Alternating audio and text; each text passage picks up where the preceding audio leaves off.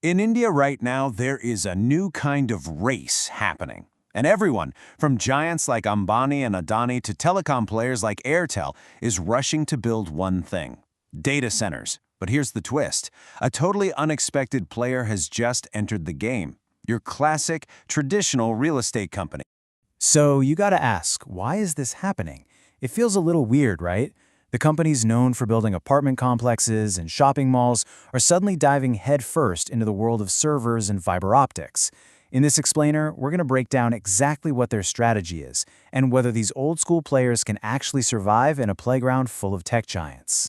And look, this isn't just one or two companies dipping their toes in the water. We're talking about huge names. The Lodha Group, Mindspace REIT, Anand Raj, they're all making some really significant moves into the data center space. They see a market that's absolutely on fire, and they want a piece of the action. And when I say on fire, I mean it. India's data center capacity was about 1 gigawatt back in 2023. By 2026, it's expected to double to 2 gigawatts. Think about that. We're on track to double the country's entire digital backbone in just 3 years. That's explosive growth. And if you're still wondering why, well, you just have to follow the money. It's pretty simple, actually. Data centers are expected to generate returns somewhere between 22 and 28%. Now compare that to your standard commercial properties, which top out around 22%. It's just a powerful financial reason to jump into this high-growth sector. So here's the crucial part. We have to understand why all this demand even exists. The whole story of India's data center boom is really about a huge and still growing gap between the amount of data we all create and the physical space we have to store it. And let's just quickly get on the same page about what a data center even is. The easiest way to think about it is like this. If the internet is the mailman delivering your messages and videos, the data center is the post office. It's the real physical building where all that information gets sorted, stored, and sent on its way. Without them, your digital world just stops. And this right here, this visualizes the entire opportunity in a nutshell. India, as a country, produces a staggering 20% of all the world's data. 20%. Yet we only have about 3% of the world's data centers to actually process and store it. That massive imbalance means a lot of India's data is currently living overseas, which creates this incredible demand to bring it all back home. So what kicked this all off? You can pretty much trace it back to one moment, the launch of Jio in 2016. Before then, the average Indian used what, about a quarter of a gigabyte of data per month? Barely anything. Fast forward to today, and that number has exploded to over 20 gigabytes a month. Our data consumption just went vertical, and the infrastructure to support it never had a chance to catch up. Okay, so we've established this massive unmet demand. The question now is, how are these real estate firms, the ones who build our offices and homes, actually getting in on the action? Well, it turns out they're not all doing it the same way. They're actually using their core strengths in 3 pretty different ways. We can really break their playbook down into 3 main strategies. The simplest one is just land banking, basically selling or leasing land they already own. A step up from that is building a cold shell. That's the basic building with power and cooling, but no servers. And then you have the most ambitious route, going full stack, where they become a complete data center operator themselves. The Lodha Group is the perfect example of that first strategy, the land play. They just sold a piece of land near Mumbai to Amazon. Now get this, when they went public in 2021, that land was valued at 2.5 crore rupees an acre. They sold it for 12 crore an acre. That's almost a 5-fold increase in just a couple of years. It's a low-risk, super high-reward way to cash in on this boom.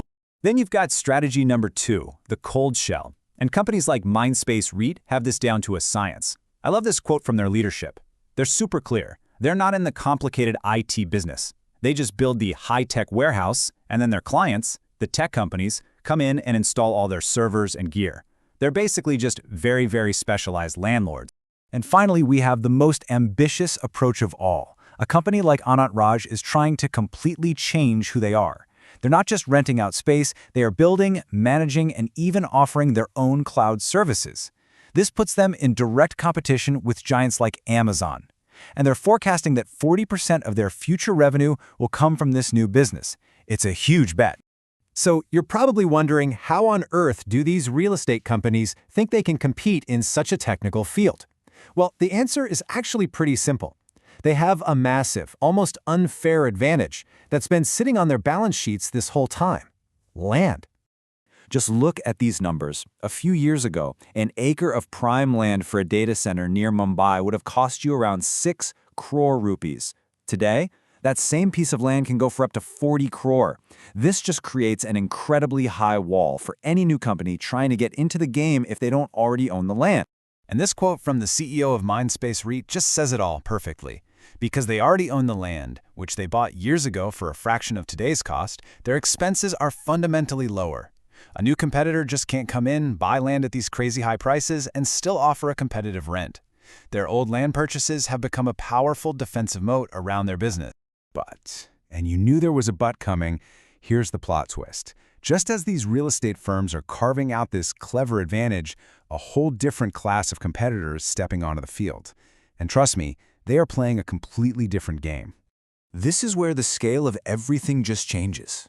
You see, the real estate players, they're thinking and building in terms of megawatts. But these industrial conglomerates, we're talking Reliance, we're talking Adani, they're thinking in gigawatts. And a gigawatt is 1,000 megawatts. The sheer scale of their ambition is on a completely different planet. To really put that into perspective, Reliance is reportedly building a single data center facility with a planned capacity of 3 gigawatts. Now remember, India's entire current capacity is only about 1 gigawatt. So one single project is set to be 3 times the size of the whole existing national market. Just let that sink in for a second. And it's not just them. L&T, the engineering giant that has physically built 50% of all the data centers in India over the last decade, is now jumping in to build and operate its own. They have the deep pockets, sure, but more importantly, they have the deep technical and construction know-how that most real estate firms just don't. So this all sets up the ultimate question for these real estate players, doesn't it? They've found this absolutely golden opportunity, but now they're facing a potentially massive threat from competitors with almost unimaginable scale. Let's just quickly summarize what's at stake here. The appeal is obvious. Data centers offer much higher returns and, more importantly, stable, recurring cash flow. That's a dream for real estate firms who are used to boom and bust cycles. But the catch? Oh, it's a big one. According to an industry leader, a data center project requires 40 times more investment than a similar-sized residential project. 40 times. So the road ahead for them is absolutely filled with challenges. You've got crushing competition from these deep-pocketed giants. Their main advantage, that cheap, suitable land, is a finite resource, and it's already starting to run out in the big markets. And in the long run, as these giants build out massive capacity, the whole business could just become a low-margin commodity game. Which leaves us with this final thought. These real estate companies have made a really smart strategic pivot, using their unique assets to get into a booming market. But as the true titans of industry arrive on the scene with their gigawatt-scale plans, the real question is whether this clever real estate playbook can carve out a long-term, profitable niche, or if they'll just be overshadowed in the massive race to build India's digital future.